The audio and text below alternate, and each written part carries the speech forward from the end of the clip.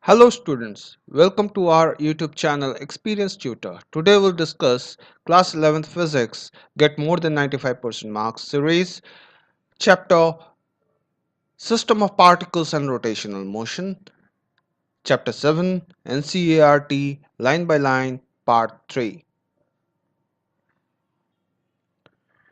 If you have not yet subscribed our channel, please subscribe it and please click on the bell icon to get automatic notification whenever a new video is uploaded by us so that you should not miss any of our important videos. Please like our videos and share with your friends and relatives so that they can also get benefit of these videos. Let us begin our chapter. In the part 2 of this lesson, we have discussed about the center of mass and we have find out the different expressions for center of mass of 2-point system, 3-point system, and n-point system, etc. In today's class, we'll discuss motion of center of mass. So here in this first paragraph, they mean to say that it is said that in the last class we have done r, the position vector r. R is equal to sigma m 1 r1 or mi ri, which is equal to again m1 r1 plus m2 r2 plus mn rn. So in the last class we have done the position vector for the center of mass. Now so what so mr, so in broader term we can write mr, which is equal to again sigma miri, which is equal to m1, this expression m1 r1 m2 r2 mn rn. Till here it was given in the last expression. Now what we'll do, we'll differentiate this equation 7.7 by time. Why will differentiate? Because we need to find out the velocity. So we know velocity is equal to dx by dt. So this is equal to v. So if we differentiate this equation, this whole equation, what we'll get? We'll get, since mass is constant, it will be out of the differentiation. So dr, it will be dr upon mdr upon dt. mdr upon dt, which is again equal to m1 dr1 upon dt plus m2 dr2 upon dt, and in this way it will go on, and the nth term will be mn drn upon dt. Now we can also write this as this expression as, so this can be written as v, so this can be written as v1, so this can be written as v, this can be written as v1, this can be written as v2, and this term drn by dt can be written as vn.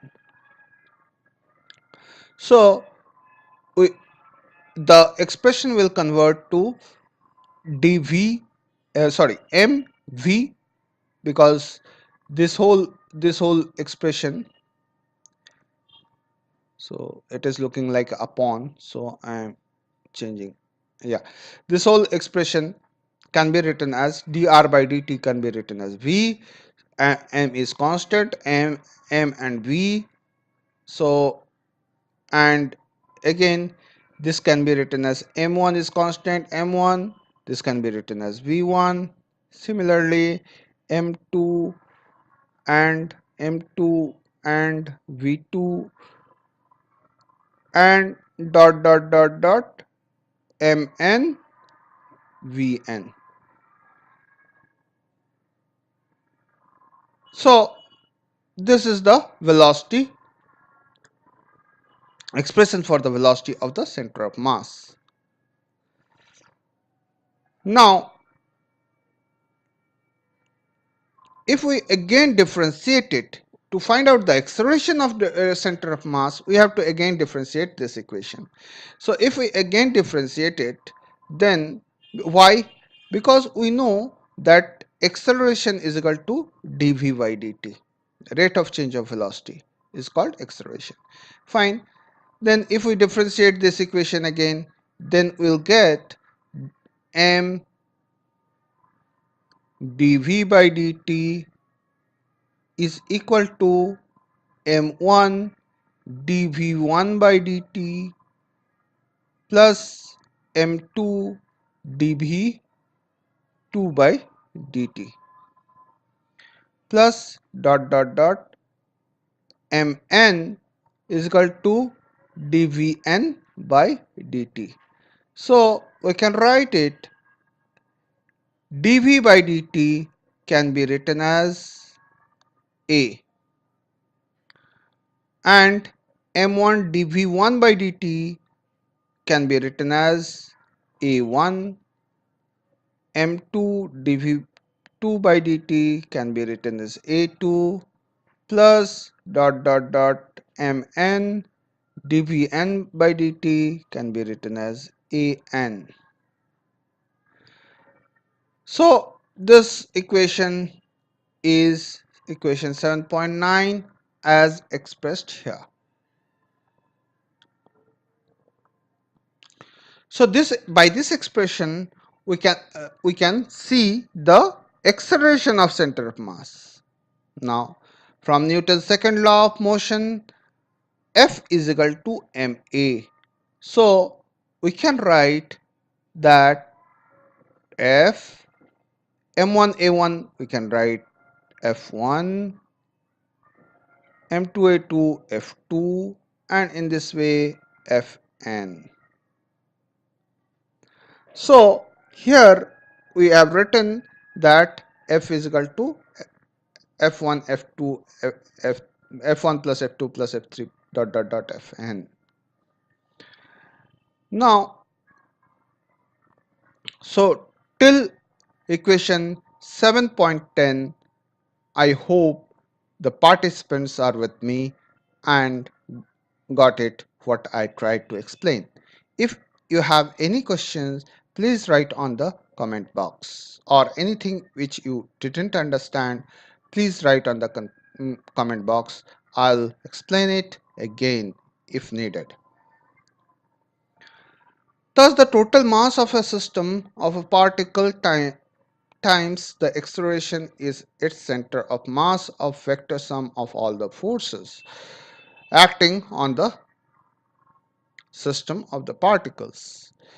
So note we talk of force F1 on the first particle. It is not a single force, but vector sum of all the force on the first particle, likewise the second particle, etc. Among these forces on each particle, there will be external forces exerted by the body outside the system, also internal forces exerted by the particle on each other. We know that Newton's third law that this internal force occurs in equal and opposite direction, and the sum of the force they contribute, their contribution is zero. Only the external force contribute to the equation. We can then rewrite ma is equal to F external. So ma is equal to F external. All the internal force will be equal and opposite and balance each other. So vector sum will be equal to 0 for those internal forces, where F external represents the sum of all the external forces acting on the particle of the system. Equation 7.11 states that the center of mass of a system of particles move as if all the masses of the system will concentrated at the center of mass and all the external forces will applied on the point. So this is just, it is written in bold also. So let us see this expression again, what they want to mean. So equation 7.11, the center of mass of a system, fine, no issues about that, of particles moves if all the mass of the system are concentrated at the center of mass and all the external forces were applied at that point. So it is telling about the concept of center of mass. So center of mass, two things here. We have already gone through the definition of center of mass. Again, two things here.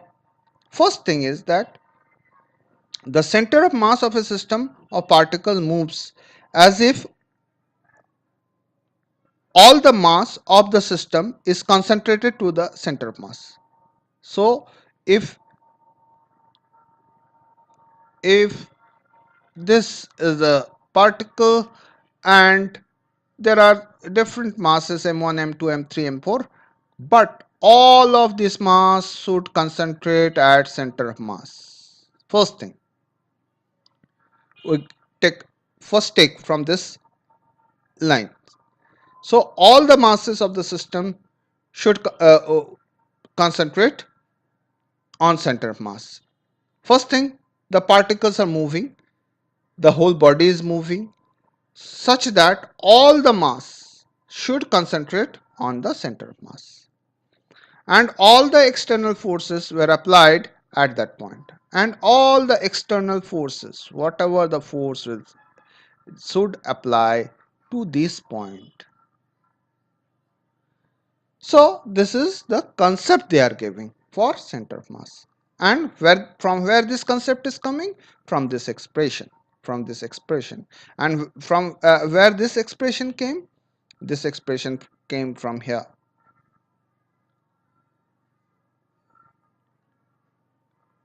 From here.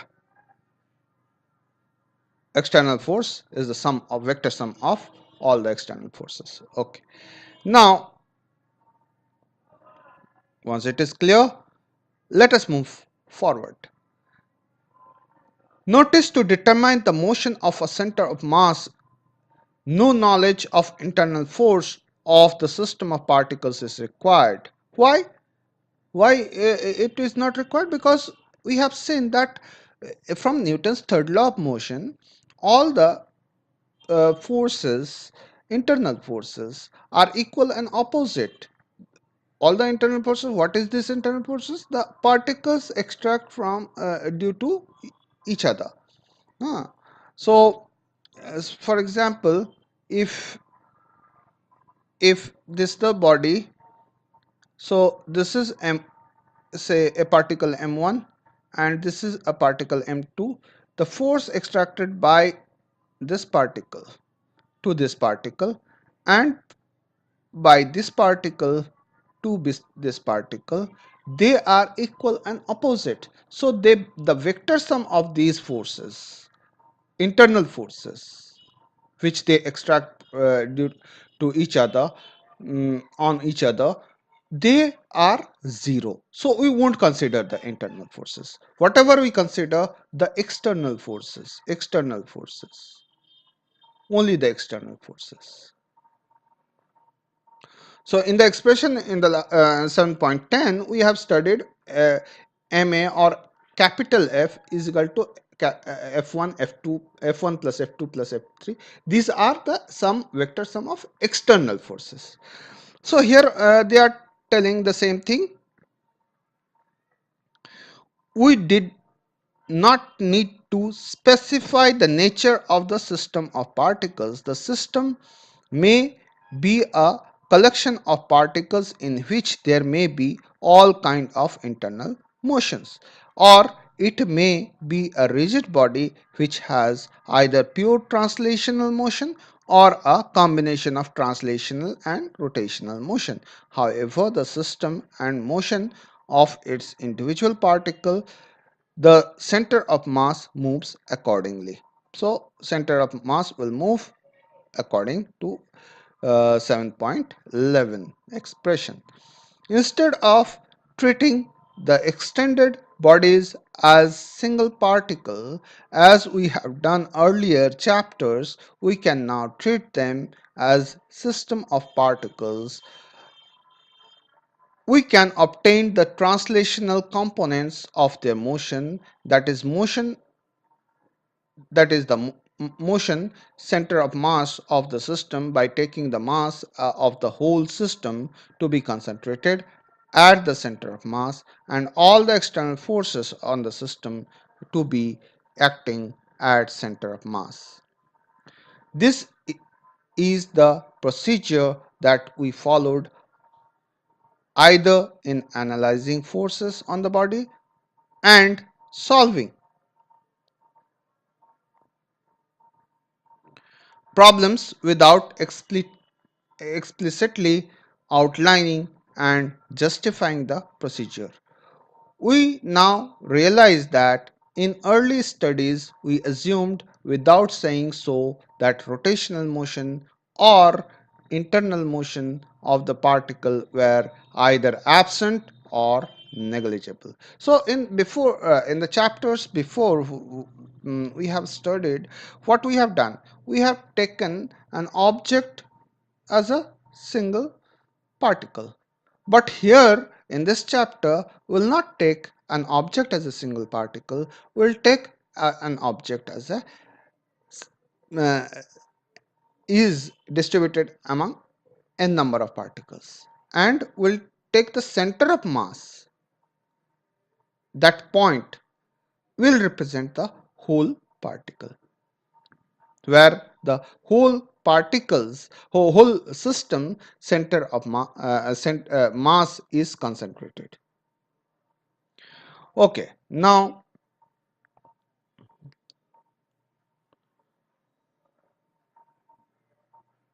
we no longer need to do this. We have not only found the justification of the procedure we followed earlier, but we also have found how to describe and separate the translational motion of one of the rigid body which may be rotating as well, or to a system of particle with all kind of internal motion. So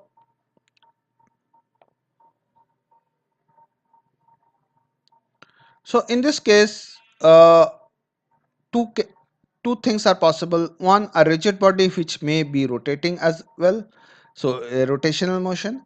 A system of particle with all kinds of internal forces. Now let us see the next paragraph, what they want to say. Figure 7.12 is a good illustration of equation 7.11. A projectile following the usual parabolic trajectory explodes into fragments midway in air. The force leading to the explosion are internal forces. They contribute nothing to the motion of the center of mass. The total external force, namely the force of gravity acting on the body, is same before and after explosion. The center of mass under the influence of external force continues therefore along the same parabolic trajectory as it would have followed in there with no explosion. So what it is telling, The center of mass of the fragments of the projectile continues along the same parabolic path which it would have followed if there was no uh, explosion. So here an object is thrown and it follows a parabolic path. Now at some distance on its path it explodes. So after explosion this body is fragmented into small particles. These particles also follow the same parabolic path if there were no collision, if there was no explosion. What does it mean? It means that the external force like gravity, also the parabolic path is not changing. The internal force, due to internal force, also they are balancing each other, therefore the path is not changing, so it is following the same path.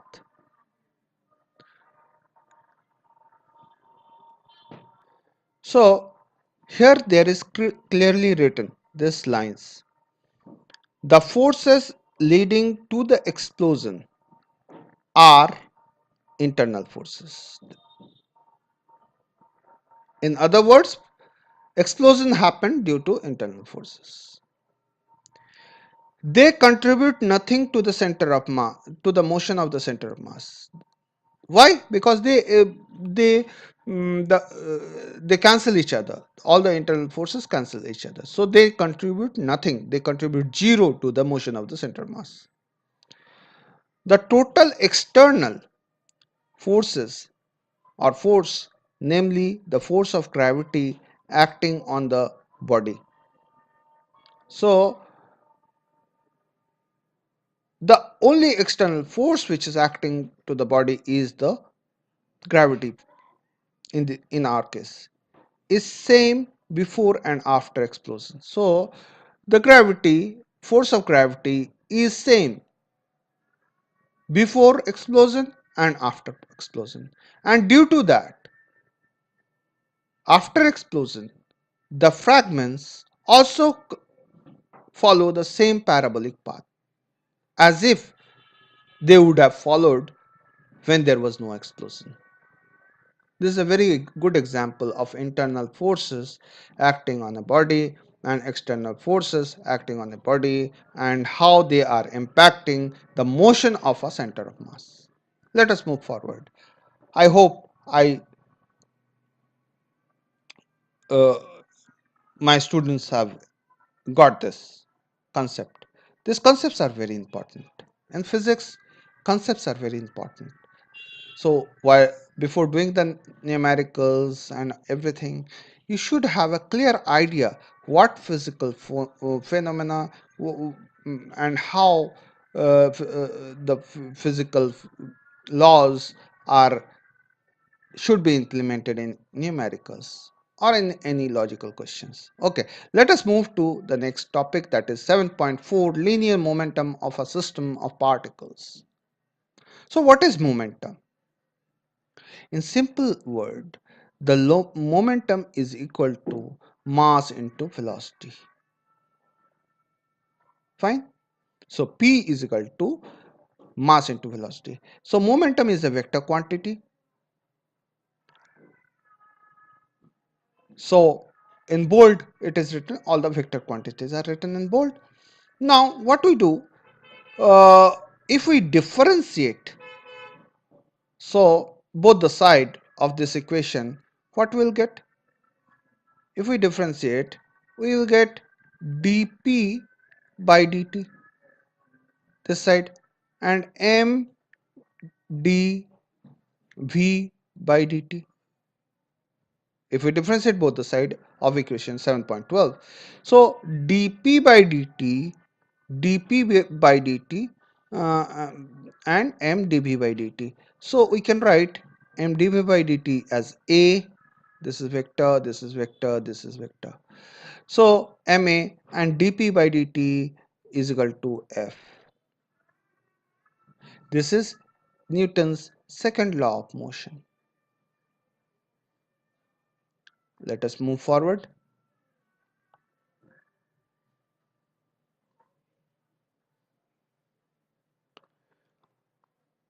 So where F is the force of the particles, force on the particle, let us consider a system of n particles with masses m1, m2, mn mn respectively, and velocities v1, v2, vn respectively.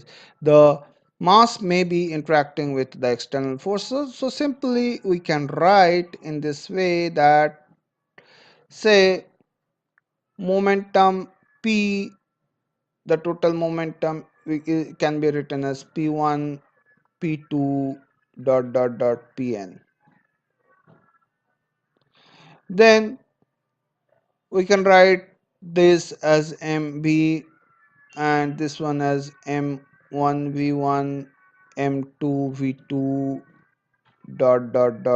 mn vn.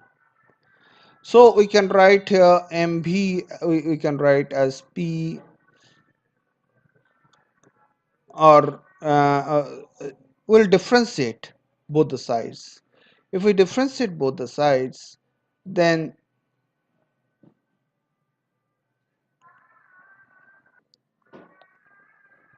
so if we differentiate both the side, we'll get dv by dt m1 dv1 by dt plus m2 dv by v2 by dt plus plus mn dvn by dt. So we can write ma m1a plus m2a a2 m1a1 m2a2 and mn an. So ma can be written as f, m1a1 can be written as f1, m2a2 can be written as f2, and in this way it follows mn an can be written as fn. So thus the total momentum of the system, so here it is written the total momentum from this equation, what we can write, the total momentum of a system of particle is equal to the product of total mass of the system and the velocity of center of mass. So this one actually mv. So they are writing the expression, they are describing mv. So what is mv? So let me write here mv, total momentum of the system is mv, or is equal to p. Total momentum of the system is equal to total mass of the system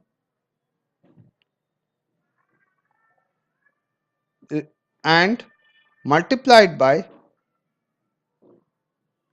velocity of center of mass. Total mass multiplied by velocity of center of mass, that gives the total momentum. If we uh, differentiate, that is dp by dt is equal to m dv by dt, and we can write ma, which is equal to f external. So f external can also be written as differentiation of total momentum of the system, that is dp by dt with respect to time.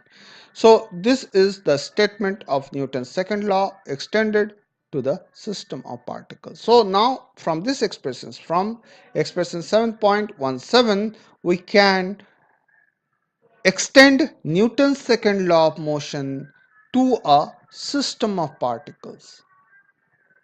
Now, suppose now the sum of external force acting on the system of particle is zero. So, for example, if we consider that the external forces acting on the system of particle is zero, that means dp by dt is equal to zero. In that case, p is constant. So, in differentiation constant, uh, by the law of differentiation, the constants differentiation is zero. So here the differentiation is zero, that means the p is constant. So one thing to remember, if the differentiation of momentum with respect to time is zero, then momentum in that case is constant. Let us read this paragraph. Thus, when the total external force acting on a system of particles is zero, the total linear momentum of the system is constant. So they have described this. They have described this in words. What they are telling, that when total external force acting on a system of particle is zero, this zero they are talking about. Total external force, that means F is equal to 0. F external, EXT is equal to 0. F we can write as dP by rate of change of momentum, force definition. So dP by dt is equal to 0. If that is the case, here it is written, when the total external force acting on the system of particle is 0, that is F external is equal to 0. That means F external can be written as rate of change of momentum, that is dP by dt is equal to 0. If that is the case, then P is constant. The momentum is constant. The total linear momentum. Now the second part. The total linear momentum of the system is constant. Here, second part equation, mathematical equation will be this. This is the law of conservation of total linear momentum of system of particles. Okay, this is defined as law of conservation of total linear momentum of the system of particles. This is a very important concept.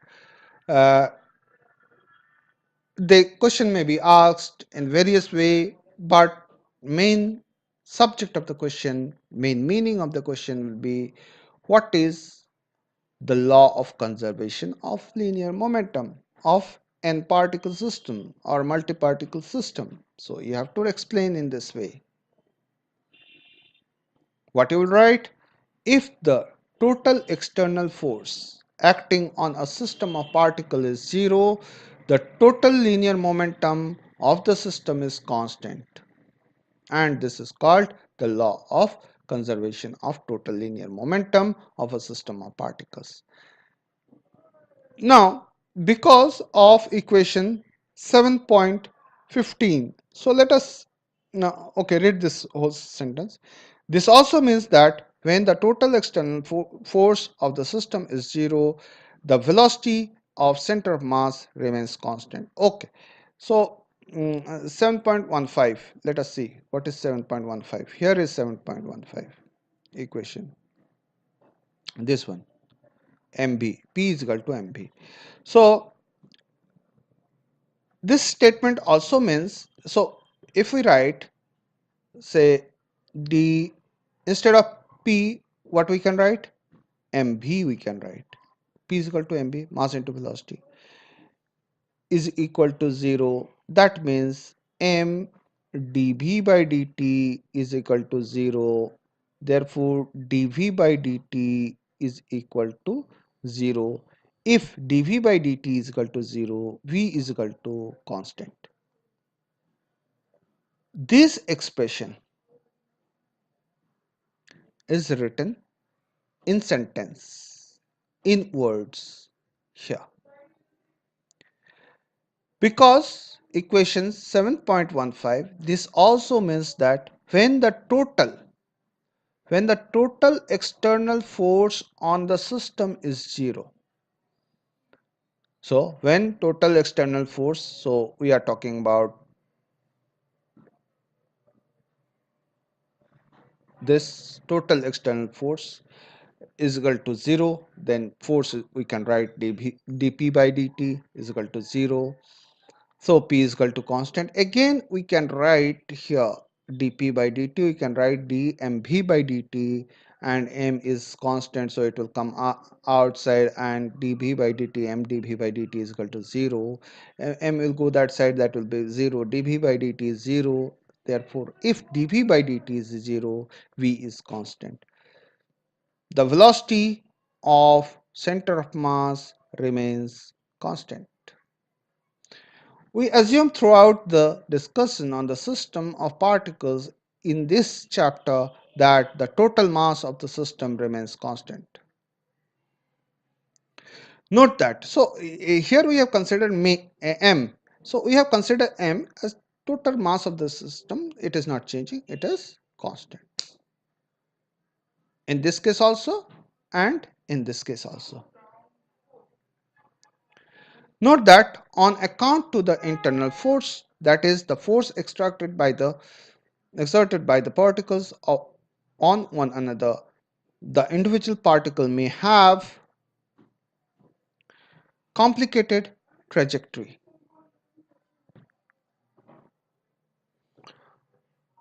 Yet, if the total external force acting on the system is 0, the center of mass moves with a constant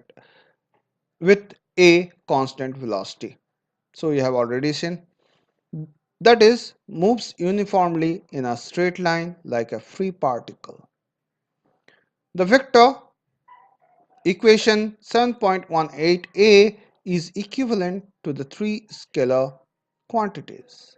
So px is equal to c1 c cj py is equal to c2 and pz c3.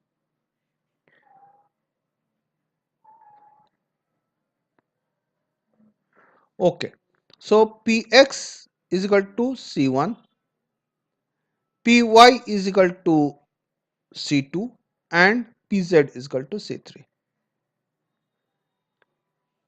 Here px, py, pz are the components of total linear vector p along x, y, z axis respectively, and c1, c2, c3 are constants.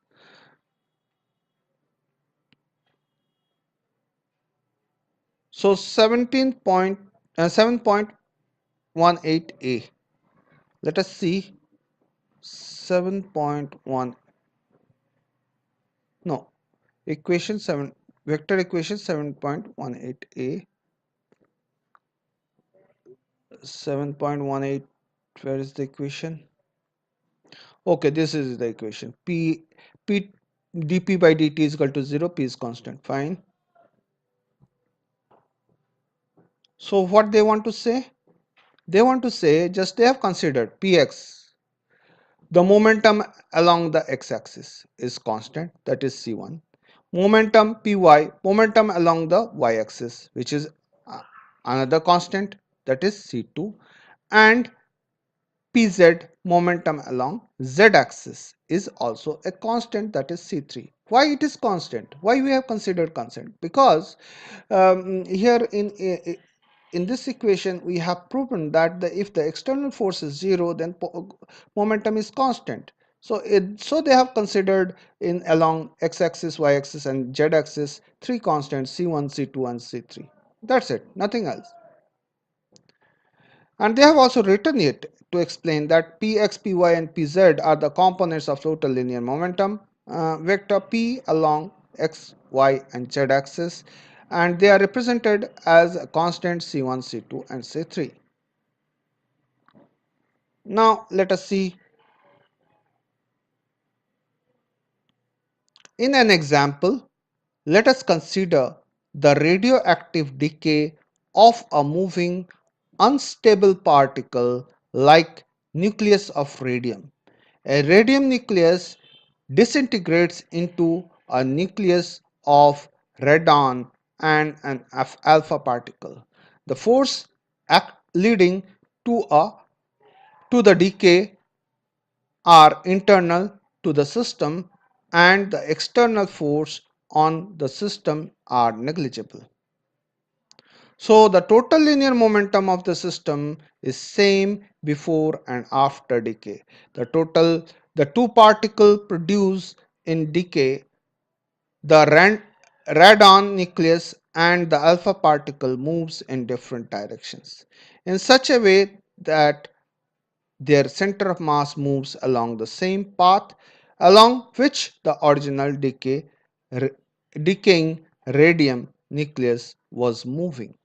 So figure 7.13a. Let us see the figure.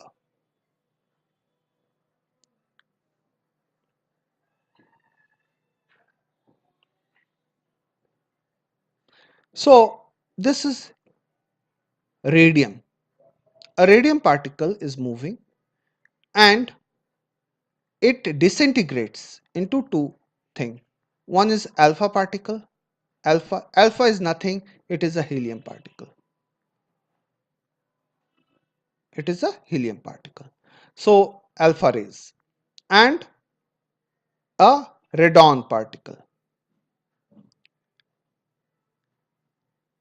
So a heavy nucleus of radium splits into lighter nucleus of radon Rn and alpha particle helium. The center of mass of the system is in the uniform motion. The center of mass is in uniform motion. So center of mass, yes, center of mass is in uniform motion. The same split of heavy nucleus of radium with the center of mass at rest, the two products particles fly back to back. So uh, here what happens, here radium splits, so helium moves this side, radon moves this side, so back to back they are flying. So in this example they have defined that only. In the next paragraph, if we observe the decay from on the frame of reference in which the center of mass is at rest, the motion of the particle involved in the decay looks particularly simple.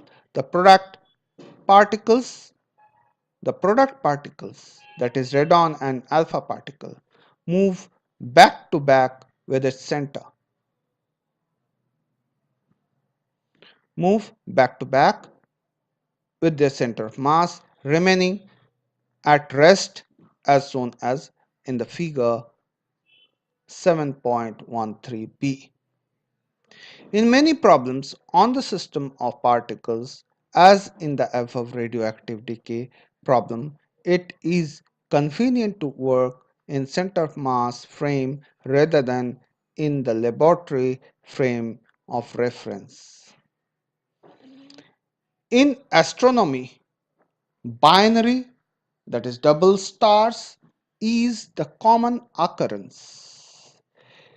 If there is no external force, the center of mass of double star moves like a free particle as shown in the figures 7.14a. This figure they are talking about. Let us read more, then let us complete the paragraph, then we'll go to the figure. The trajectory of the two stars is of equal masses are also shown in the figure. They look complicated. If we go to the center of mass frame, then we find there the two stars are moving in a circle about the center of mass, which is at rest. Note that the position of the star have to be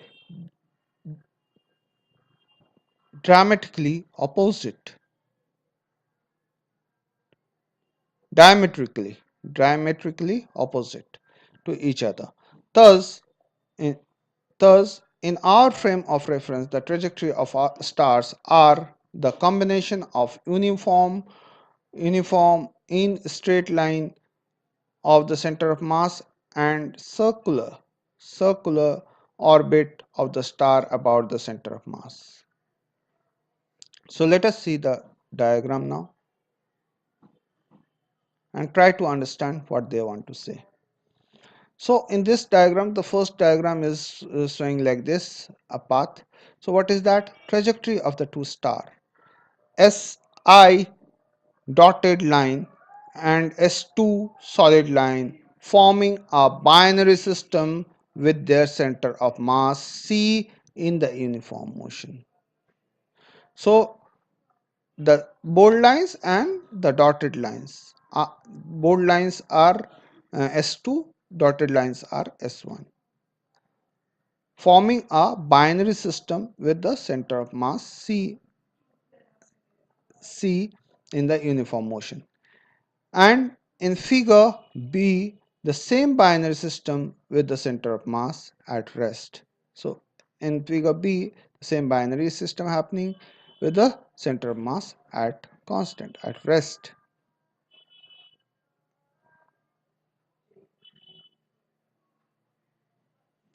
So what they want to say from this figure, what they want to explain?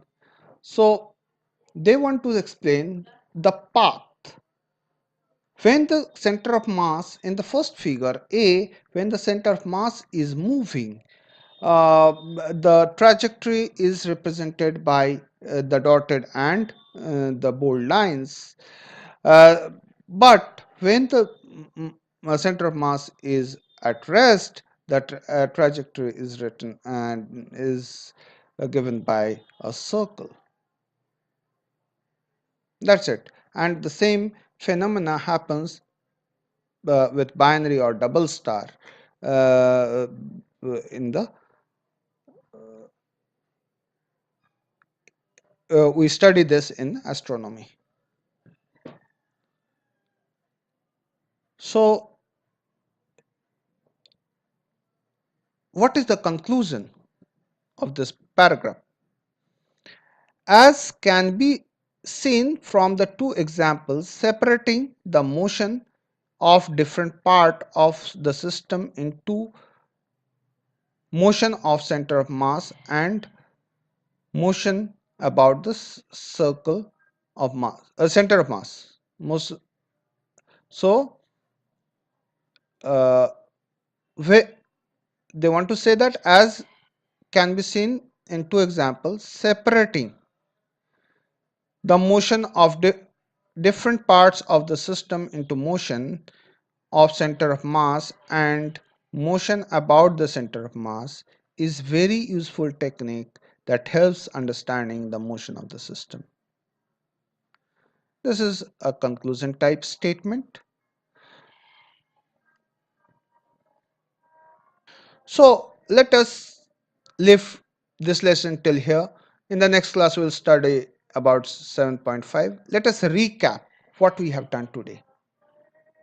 It will be easier to understand today's concept from where we started and what all we have done. We have started from 7.3, the motion of center of mass. In the last class we have done that we have studied about center of mass. What is center of mass of a 2-point system? What is the center of mass of 3-point system? What if the masses m1 and m2 and m3 are equal? What will be the center of mass? What will be the impact on the center of mass? What is the center of mass of a n particle system? And something more about that, some more concepts about that. Now in today's class we have started with center of motion of center of mass. So first we have derived an expression 7.1 saying that what is center of mass. Center of mass is equal to mr, which is equal to sigma MIRI, which can also be written as M1 R1 plus M2 R2 plus dot dot dot Mn Rn. Again, we differentiate it, which gives MV, M1 V1, M2 V2, and Mn Vn. Again, we differentiate it, we get MA, M1 A1, M2 A2, because dv by dt is a acceleration.